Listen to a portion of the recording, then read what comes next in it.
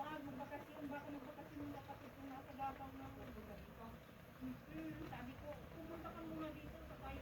Basta kung tatawag ako kung maalis. Apay, ate, ano bang inayos mo? Ano ba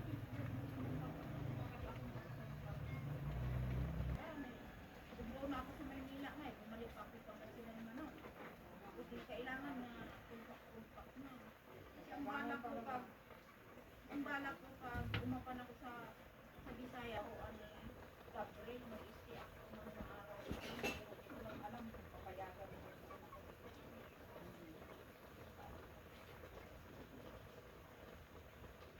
Kuminda na pero malayo pa naman Antita. Pag naghawid ko na siya, kailangan magsakay daw siya ng bus. Bus? Ay! Bus, bus, balon sa kabalon. Sabi ko, manumot nga, di bus na nga eh. Mag-ilang lang yan. Kung yung basa na yung ano, kaya nga, basta i-asikaso ko na pag may tira ako, alam ko nga ang promo,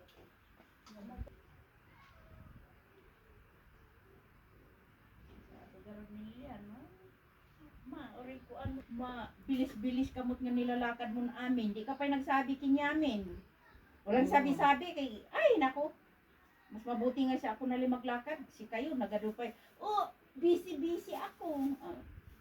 Hindi ko na lang lumakad. Ako na lang nagarap ni Lilian. Kayang-kaya mo gaya mo. Kayang-kaya pa.